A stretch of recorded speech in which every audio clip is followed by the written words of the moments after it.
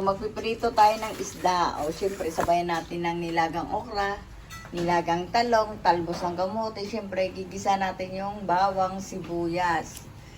Bagoong isda, yung ating ano. Pero mayroon ako alamang, oh. May konti akong alamang. Kasi syempre, sasabay natin yan. Ngayon, magpapakulo tayo ng water ngayon. Tsaka magpiprito tayong isda. O, teka lang. Lalagyan natin ng oil. O, yung ating palang dalagang bukid, lalagyan natin ng asin. Ayan. O, sabayan natin ng magpapakulo tayo. Ayun yung water natin. Siyempre, hindi mawala yung ating mantika. Mainit na mainit muna, tsaka natin lalagay yung ating isda. O, maghihiwa lang muna ako para ipiprito ko pala yung isda. May konti balik ako. Pag mainit na talaga. Para hindi dumikit yung ating isda. O, magpiprito na tayo ng isda. Mainit na mainit yung ating kawali para hindi dumikit talaga yung ating isda. Tignan mo kumakalpit na gagalit yung ating mantika.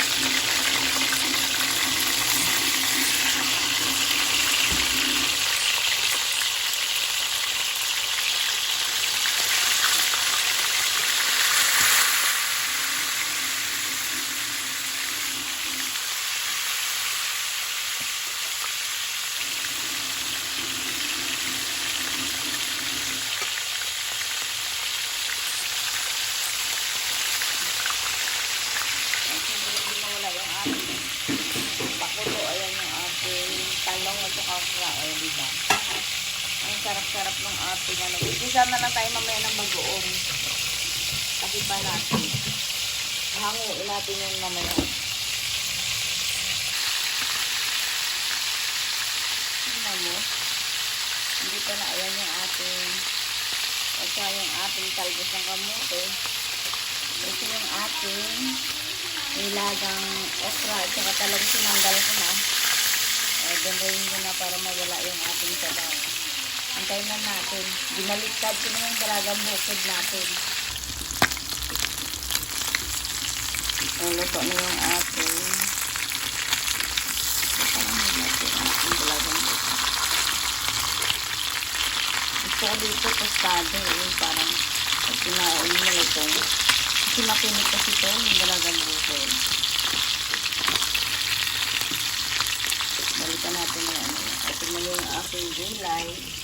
Kaya pinirito kong talong, may nilagang talong, okra, at saka yung ating talbos ng kamote. Yung isang anak ko, nag-request pa ng prito, kaya pinirito ko ng konti yung isang prato. Kaya magigisa tayo ng bagong isda.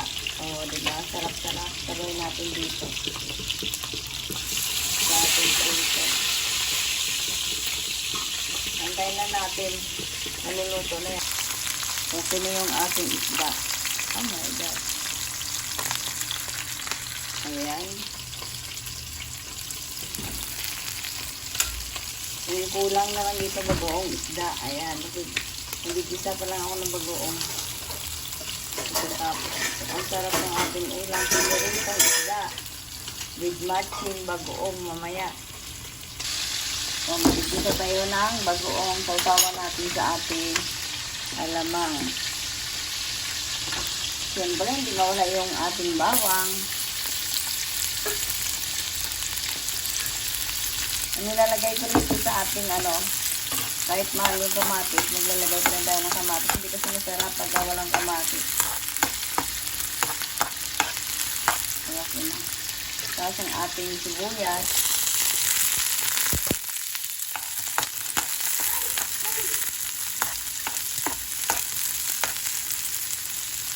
Saka yung ating kamatis. Ayan.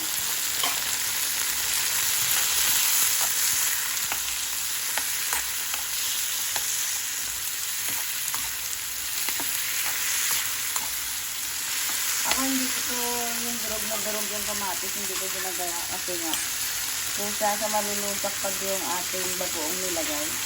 Kunting bagoong yun talaga. Ayan. Ubus talaga yung ating bagoong. Ay, yung ano pala yung bagoong natin. Inubos ko na. Mga 3 salang siguro to bago na ubos. O, Ayan, ganyan lang. Yan pa rin, di ba? Wala yung ating tak-tak-tak, konting tak-tak. O, di ba? Saka yung ating suka. Ayan, suka natin. Ayan, ganyan karami. Antayin na natin to talaga malusak yung ating kamatis. Okay na yung sausawan natin. O, ayan, nagpiprito po tayo ng isda. Pero luto na ibang isda.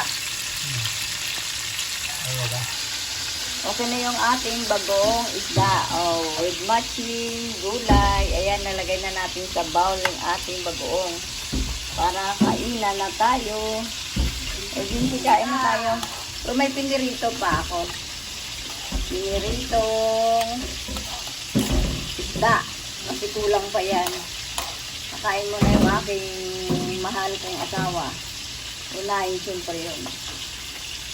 Okay na yung ating prito at saka gulay. O, ni Mapa Cooking. Tignan mo, napakasarap ng ulam ni Mapa Cooking. Linggo-linggo. Ulam. Gulay na may kasamang pritong isda. Okay na. Thank you sa nag-subscribe kay Mapa Cooking. Thank you for watching. Like and subscribe.